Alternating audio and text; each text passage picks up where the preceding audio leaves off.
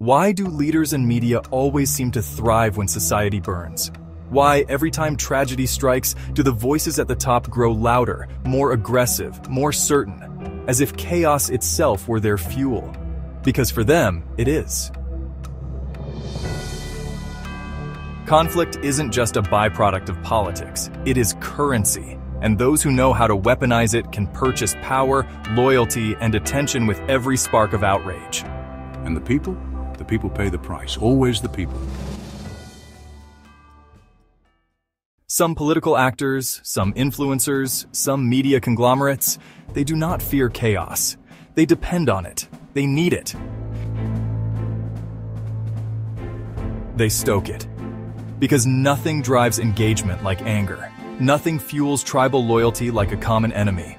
Nothing raises money, votes, or clicks like the promise of war against them. That's why the news cycle never calms. That's why every headline feels like an emergency. That's why the volume never lowers.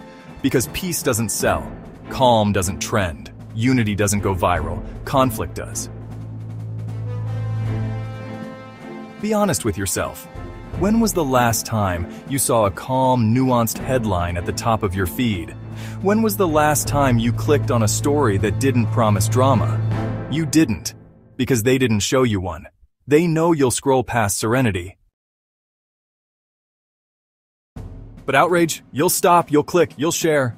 And every click is currency, every share is loyalty, every angry comment is engagement.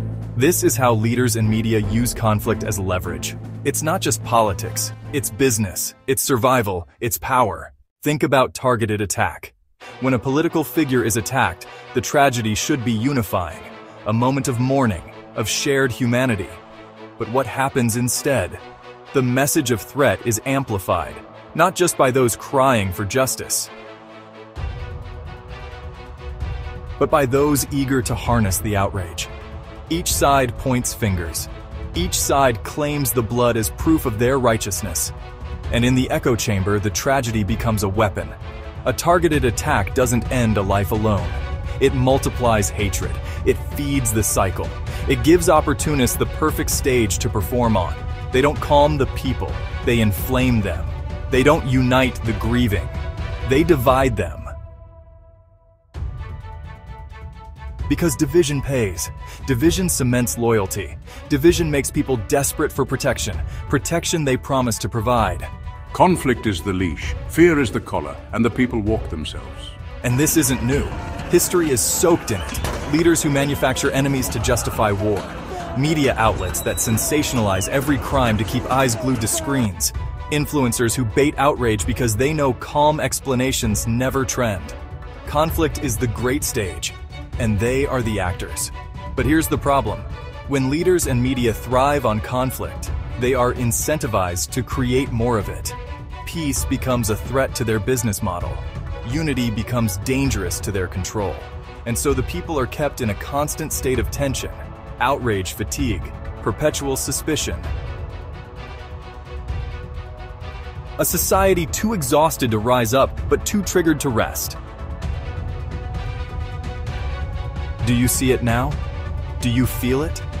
How every story is told in us versus them. How every headline pits you against someone else. How every political message demands you pick a side. They don't want you thinking. They want you choosing.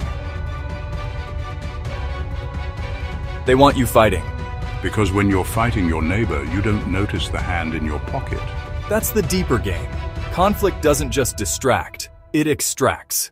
While people rage at each other online, the contracts are signed in the dark, the deals are made, the wealth is transferred, the freedoms are chipped away.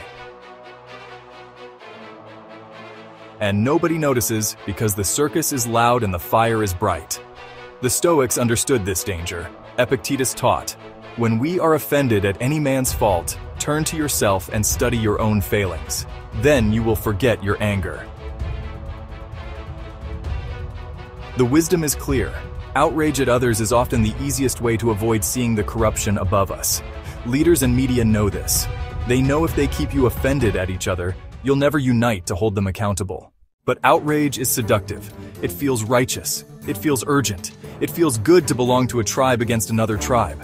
And that is why conflict becomes the drug of politics and media. They sell it, we buy it, and society suffers withdrawal every time we try to step away. So what do? How do we resist leaders and media who use conflict as leverage? It starts with awareness. The next time a shocking headline flashes, ask yourself, who benefits if I rage? Who profits if I share this? Who gains if I hate? And who loses? Because it's almost never the people at the top. It's you, it's your neighbor, it's your children, always the people. This is the hidden cost of leveraged conflict. It doesn't just polarize us, it passes down. Children grow up in divided homes, divided schools, divided communities. Hatred becomes heritage. Suspicion becomes instinct. And the cycle strengthens for the next generation of leaders and media manipulators to exploit. Conflict is not always evil. Some conflicts are necessary. Some conflicts are just. But conflict as leverage, conflict as currency, that is poison. Because it rewards the worst instincts of power. It rewards leaders not for uniting, but for dividing. It rewards media not for informing, but for inflaming. And until we stop rewarding them, with our clicks, our shares, our outrage, the poison will keep flowing. Marcus Aurelius wrote, "The best revenge is not to be like your enemy."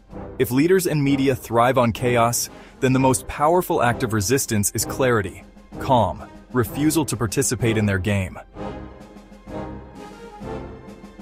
To become ungovernable not through violence but through awareness. They want your anger, don't give it. They want your division, don't surrender it. They want your fear, don't feed it. Because conflict may be their leverage, but it doesn't have to be your prison. You have a choice to stop letting them script your emotions, to stop letting them dictate your enemies, to stop letting them harvest your outrage for their profit.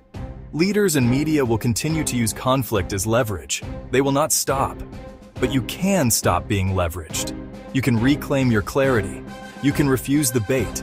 You can unite with those around you in virtue, even when the world screams division, because their dysfunction thrives only if we allow it. Their chaos spreads only if we amplify it. Their leverage only works if we hand it over. So remember this, some leaders will always choose division. Some media will always choose outrage. But you can always choose awareness.